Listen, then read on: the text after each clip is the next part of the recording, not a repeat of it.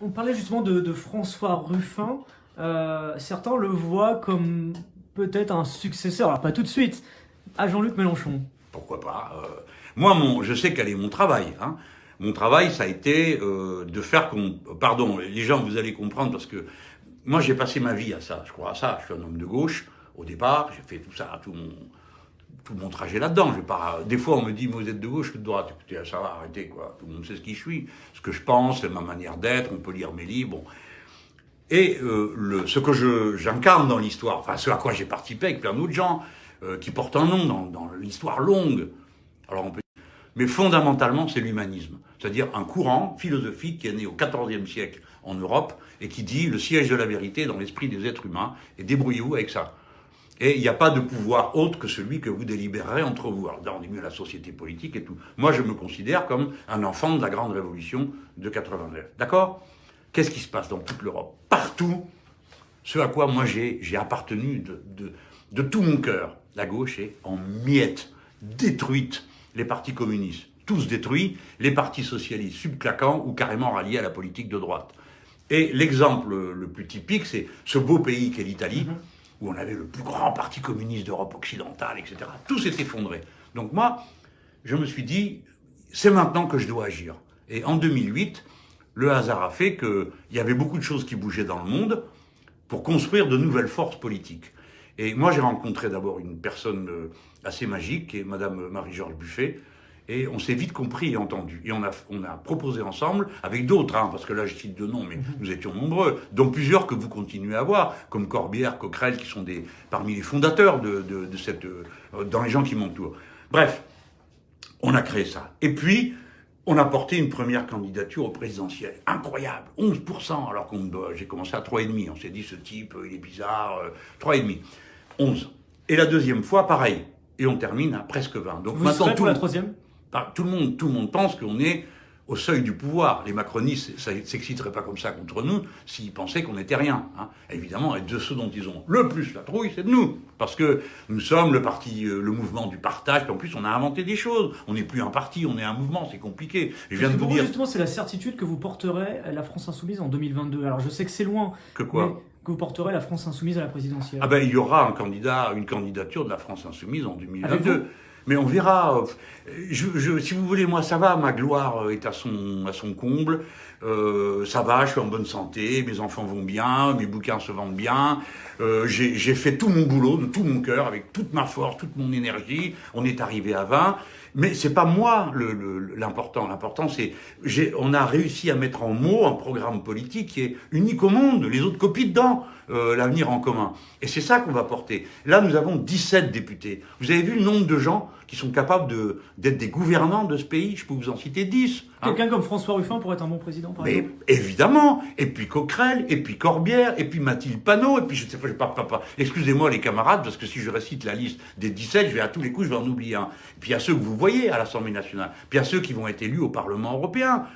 Il y a tous ceux qui sont là, les Manon Aubry, les Manuel Bompard, toute cette liste de gens qui sont là. Younous Omarjee, vous l'avez vu, député de La Réunion, brillantissime, et combien d'autres. Donc, beaucoup ont pointé leur idée par rapport à François Ruffin, parce qu'il a été énormément vu depuis le début de cette crise des Gilets jaunes, alors peut-être un peu moins ces derniers jours.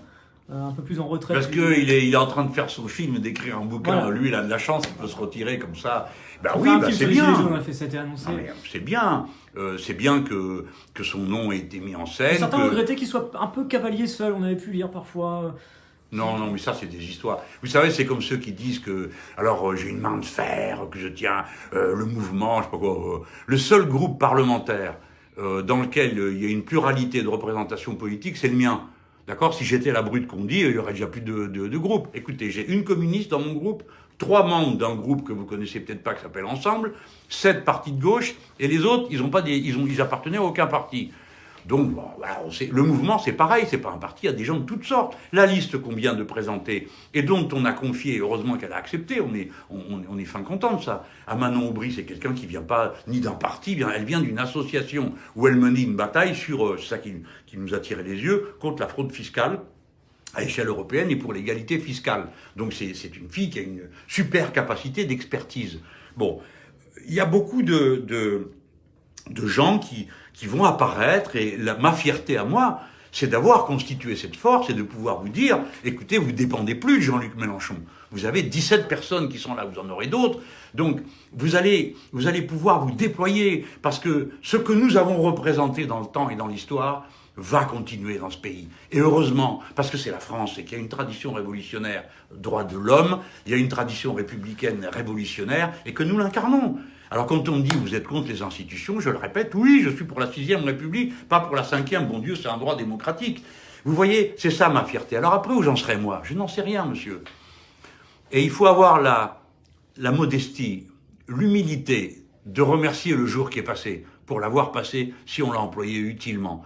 Et de se dire que ce sera un bienfait, si le jour suivant est une occasion de prouver qu'on peut se rendre utile. Et il faut savoir le faire à la place qu'on est prêt à se donner. Je ne sais pas vous dire, je n'ai pas eu peur à 2 reprises d'être candidat à l'élection présidentielle. Mais je connais les limites qui, dans la vie de tout homme, de toute femme, peuvent se dresser devant soi. J'ai perdu mon meilleur ami et mon bras droit, qui est mort à 44 ans, et que je pleure encore, et qui était l'homme dont je pensais qu'il était en situation d'incarner la suite des événements. Depuis, j'ai acquis une forme d'humilité.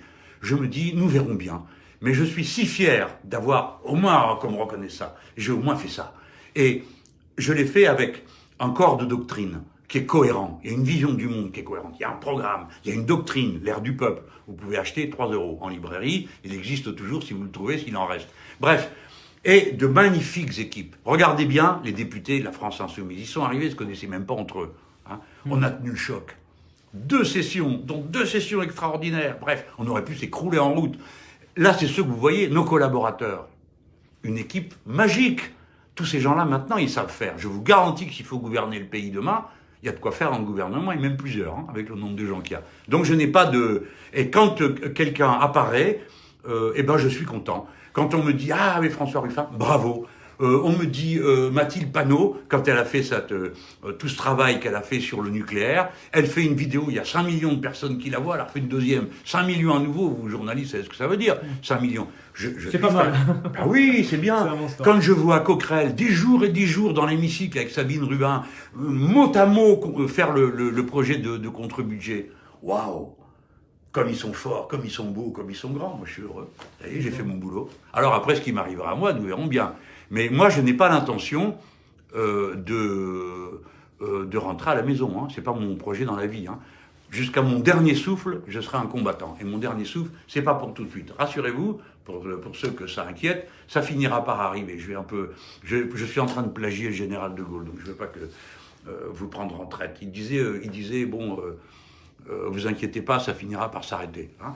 Mais franchement, c'est pas le sujet du jour.